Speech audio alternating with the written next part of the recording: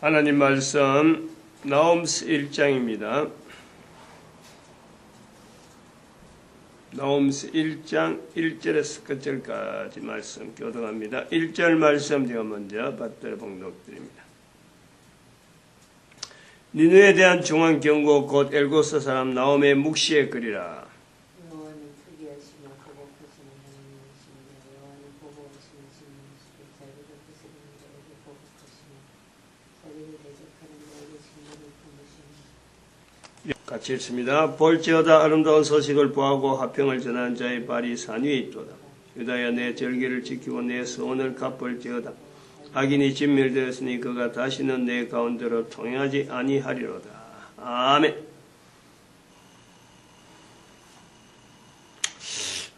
소식을 보하고 화평을 전하는 자의 발이 산 위에 있다. 그럼 이 사람인데 사람이 산 위에 있는데 여기에 올라간 사람들, 이 산 위에 있었던 사람들 때문에 대한민국에 한글이라고 하는 어마어마한 업적이 남게 되는 거 아니에요?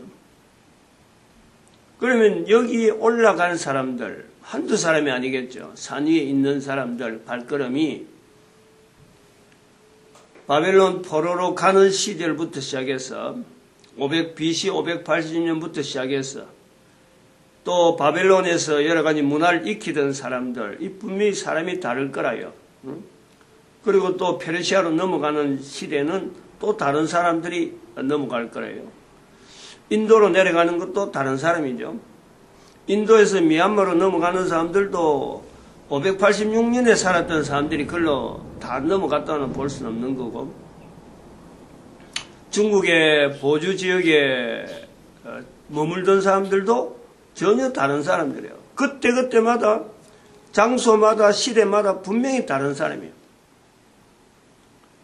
이 다른 사람들의 이런 이어지는 이런 행렬들, 그래서 결국은 우리가 김수로 왕도 기록에 남아있고 홍황후 왕후도 기록에 남아있는 거예요.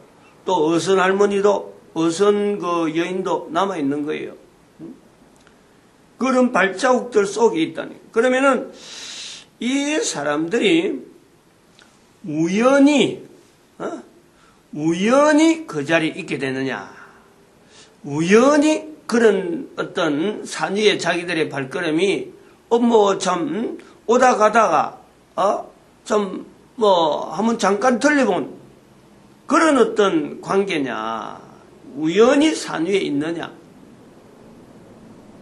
우연이 아니잖아요. 그 인생에게는, 그 사람에게는 필연적인 그렇게 해야만 되는 어떤 자기의 동기, 서원이 있고 자기 어떤 존재에 대한 분명한 가치를 그 자리에 같이 연결할 때에 산 위에 있게 되는 거예요. 쓸데없이 그 산 위에 올라갈 이유는 없죠. 옆에 동료들이 아파서 쩔쩔매고 있고 낙오하는 사람들도 없잖아 있을 거고, 산에서 떨어지는 사람들, 짐승에게 당하는 사람들 분명히 있을 거예요.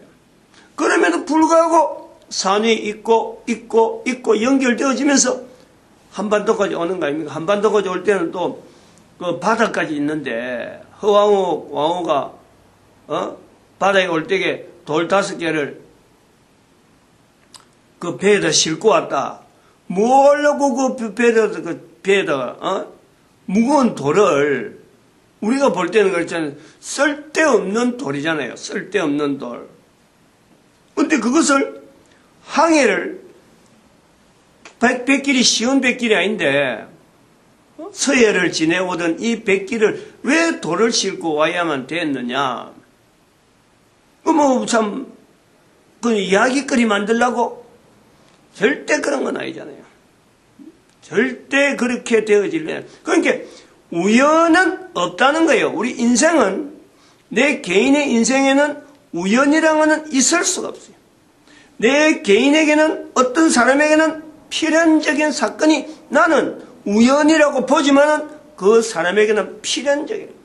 자기의 생명하고 연결되어지는 삶 속에 그런 사건이 있는 거예요. 우리 요걸 우리가 보는 거예요, 지금.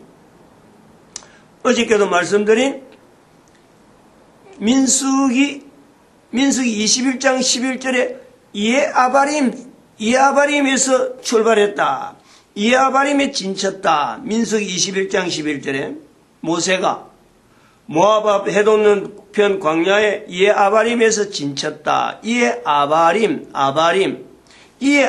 어떤 뜻인지 모릅니다. 정확하게 제가 히브리어로 되는데 이게 뭐 이에아바림이 지금 사람들이 해석하는 그 내용 자체가 옳다 그러다 이것 자체를 판단 못하는 거예요. 근데 기록이 이에아바림으로 되어 있는데 이 이에아바림에서 아바라는 이 표현 아바 우리나라의 아버지라고 하는 이 표현이 다른 나라 은혜든지 다 아버지라고 하는 건 아니에요. 우리나라만 아버지라고 한단 말이에요. 아버지, 어머니, 우리나라만 쓰는 거예요. 근데 그것을 예수님이 말씀하신 아버지, 그거는 뭐 다르게 하는 거죠. 아버지라고 하는 거는. 영어로 하면은 파들이잖아요. 파들, 아버지. 그걸 우리가 번역하니까 아버지라는 거예요. 그럼 아버지란 말을 안 썼는데 예수님께서 아바란 하고 우리가 하는 아버지란 말하고 연결되면서 우리는 아빠란 말이 남아있다. 그것을 이에아바림이라고 하는 데서 우리가 처음에 쓴 거로 성경에서 이래 찾아오는데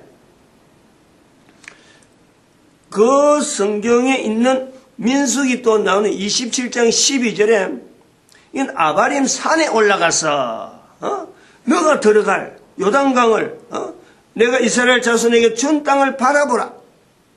아바림 산에 올라가서 네가 자손에게 준 땅을 바라보라.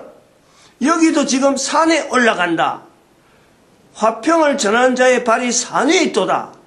아바림 산에 올라가서 내다보는 거 아니에요. 그럼 이 모습이나 나홈서 1장에 있는 15절에 있는 이 내용이 동일하다는 거예요. 모세는 하나님 명령에서 필연적으로 갔다. 그럼 모세만 그렇고 여기 지금 BC 586년 이후로 넘어왔던 그 유대인들은 그건 필연적이 아닌가? 동일한 거예요. 동일한. 모세에게도 올라갈 수밖에 없고 산에 올라갈 수밖에 없는 산, 그리고 화평을 전하는 자의 발걸음, 그 눈길처럼 이스라엘 백성들 하여금 요단강 건너에서 하나님께서 보낼 산에서 그 땅을 바라본다. 화평을 전하는 거죠. 바라본 자손들이 잘 되길 바래. 저 땅에서 잘 되길 바란다 하고 있는 거 아니에요. 근데 이 내용이 민수기에만 있는 것이 아니라 동일한 내용이 민수기 27장 12절 말씀이 신명기 32장 49절에 동일하게 있다. 이게 우연이냐? 그게 아바림이라 하는 그 내용이 있는데 아바림이란 말하고 예수님이 쓰신 아버지라는 표현하고 이게 별개냐? 우연히 같으냐? 한번 생각을 해봐야 돼요. 뭐 이걸 우리가 연결해서 뭐 꼭 거기다 라고는 뭐 이렇게 딱 단정은 하지만 어쨌든 아바라는 말에 연결되어서 이런 어떤 필연적인 여러 가지 흔적들을 우리가 현재 있는 내하고 내가 당하는, 내가 현재 일어나는 내 주변에서 일어나는 상황하고 이걸 똑같이 가는 거예요. 똑같이 보려는 거예요. 내가 지금 평지에 서 있지만은 내가 어떤 나름대로의 산 위에 이락하는 내 모습을 내가 연상을 하면은 뭔지 하나님 앞에 주어지는 어떤 사명이 있는 내 한 사람 한 사람을 보면은 내가 지금 필연적으로 지금 현재 거주하고 있는 곳이 바로 산 위에 있는 내 발인 거예요. 모든 사람들이 화평을 바라듯이 바로 모든 사람 앞에서 내 한 사람이 누구든지 자세만 그래 가지면요 다 가능하다. 그런데 그런 것이 우연히 되어지는 것은 절대 아니다.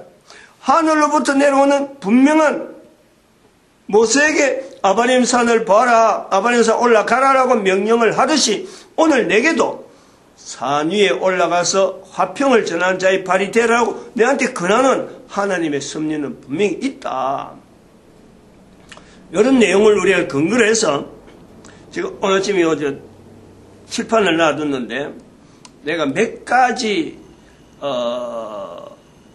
이 교회 목사로서 우리 민족 가운데 있는 교회하고 연결을 잘 안 시키는 사건을 내가 몇 가지요 한자로 좀 쓰면서 이야기를 하려고 그래요. 아바림 산, 우리 아바림 요거부터 합시다. 아바림. 아바, 이럴 때 아빠요. 아버지. 그럼 림이 들어가면 이게 복수예요. 복수 개념. 그 산이라 이거, 산. 아바림 산. 그러니까 아바라고 하는 어떤 복수예요. 복수. 그러니까 혼자가 아니고 여러 사람들이 아빠 하는 것이 바로 그것을 아바림이라 한다는 거예요. 아바림. 그래서 산이라는 거예요. 산.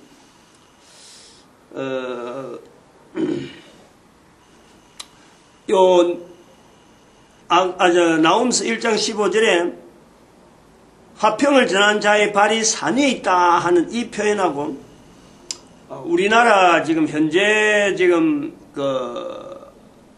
있는 성 중에서 채씨가 있지. 채씨. 경주 채씨잖아. 채씨 중에서 뭐 채씨라는 사람 쓰는 성은 거의 다 성은 똑같이 쓰는데 제가 지금 경주 채씨에 대한 이야기를 좀 하려고 그래요. 채씨가 한자로 쓰면은 산이 들어갑니다. 산이 들어가요. 그 다음에 이 글자가 들어요. 이거 추자라는 건데 산 밑에 이게 추자가 뭐냐면 이게 추자가 뭐냐면은 새라는 뜻이에요. 새. 비둘기가 들어갑니다. 비둘기도 여기에 들어가는 거예요. 비둘기 중에 하나의 일종의 뭐 꽁지 없는 비둘기, 꽁지 없는 새를 전부 다 추라 이렇게 추라 불러요. 새 추자라 부르는데 새 추라 부르는데 비둘기 일종을 여기를 부르는 거예요. 이 내용이 아주 중요한 부분이 있어요.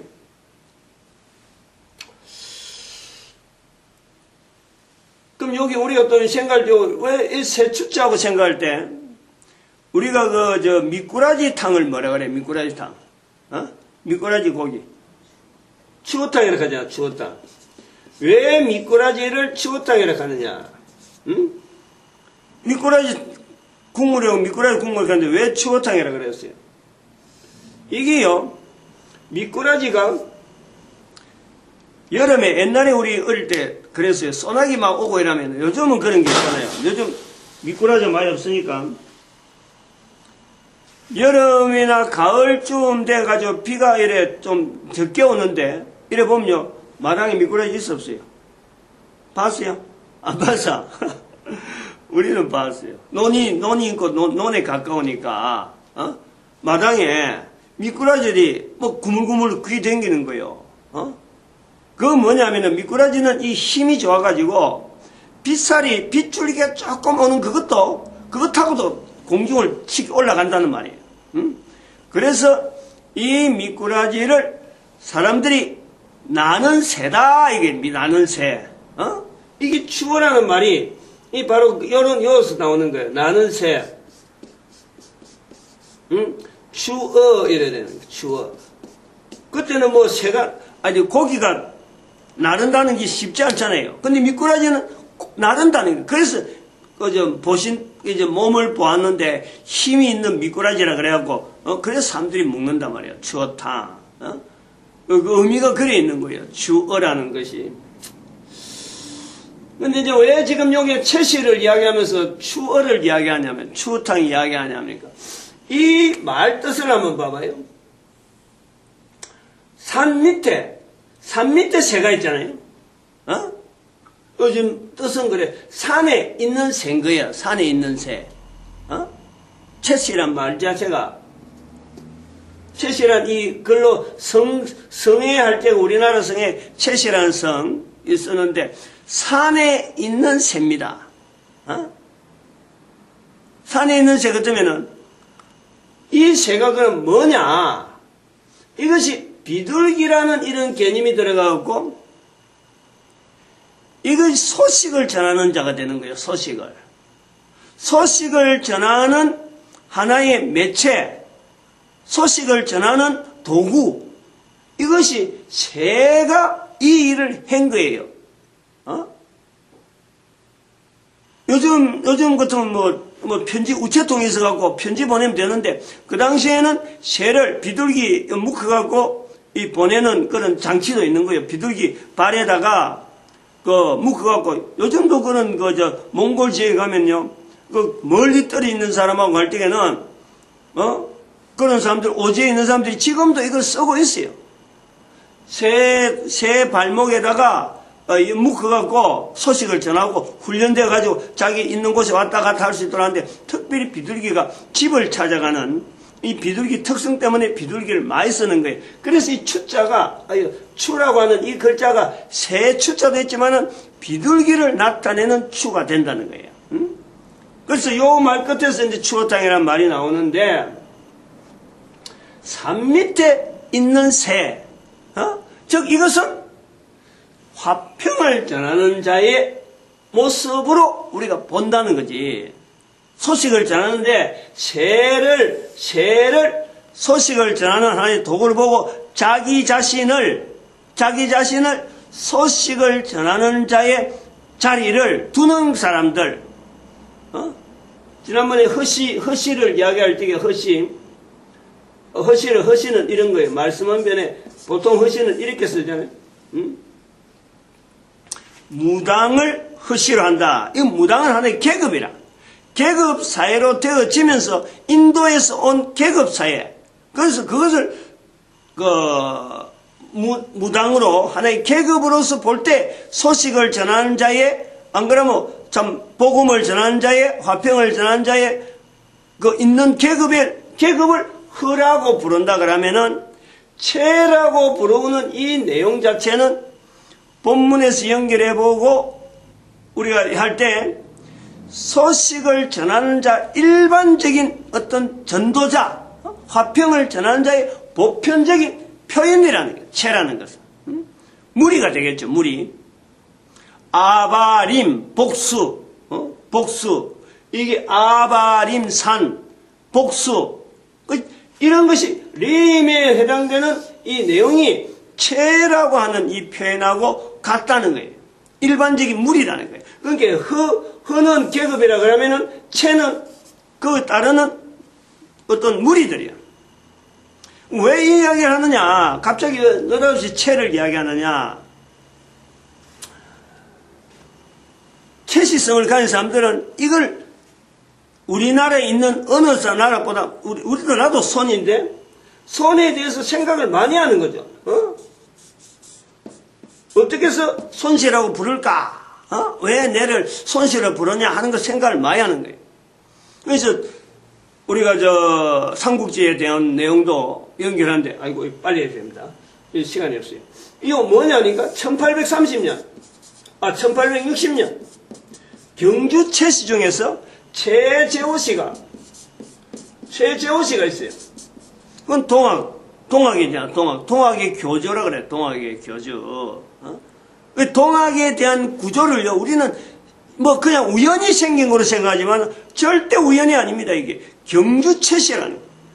그 다음에 또 채씨가 누가 나왔냐면 1900년대, 1919년, 요 3.1운동 있잖아요. 요거 지나서, 3.1운동을 지나서 이 관계됩니다. 동학의 교주가 1919년 3.1운동의 민족 대표가, 교주가 동학의 이 사람이에요. 손병희 씨. 손씨가 나오잖아, 손병희 씨.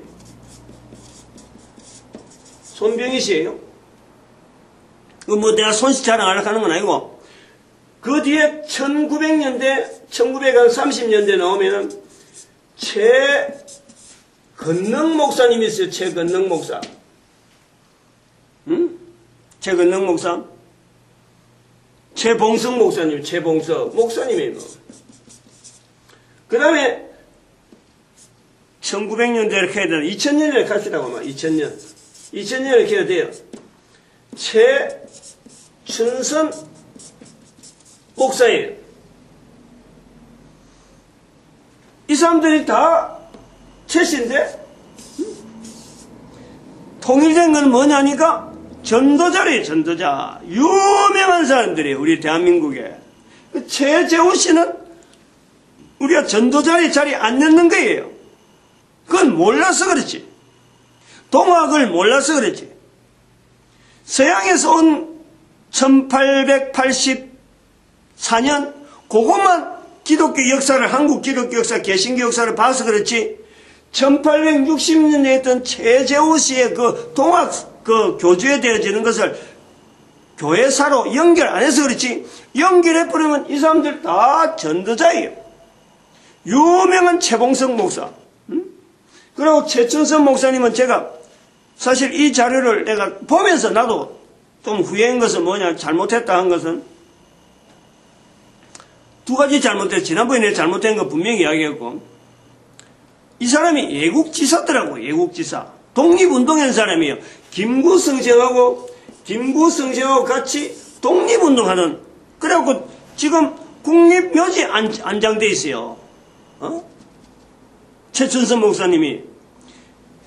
내 개인적으로는 두 가지 잘못한 거는 바로 이걸 몰랐다는 거예요. 애국지사인 줄 날 몰랐어요. 이번에 알았어요. 어저께인가.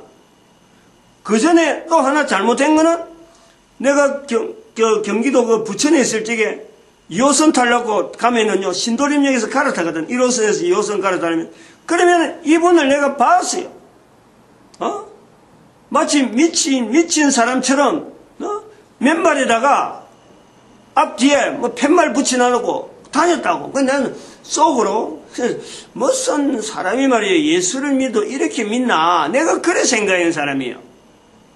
나중에 보니까, 이 사람이 애국지사고, 그러고 자기가 가진 돈을 말이야, 전부 다 막, 어려운 사람들에 다 나눠주고는, 자기가 뭐 그렇게 복음을 전한다고 하면서 예수 천당 이라고 막 써놨더라고. 예수가 곧 오신다 사고 이래 해야 돼. 내가 그거에 대한 부담이 있어요, 부담이.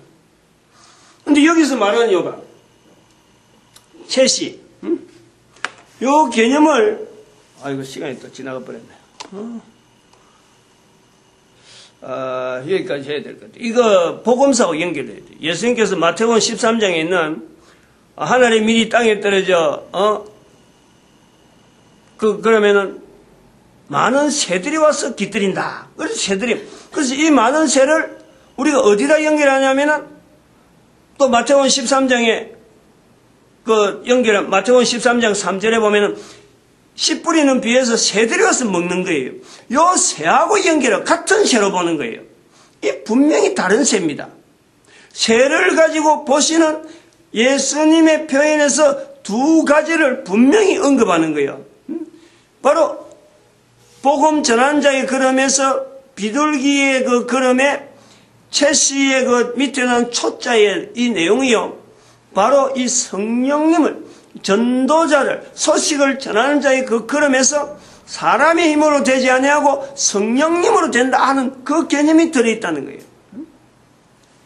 너무 좀 비약해서 길게 들어가니까 여기까지 하고 마치겠습니다. 기도드립니다. 할렐루야.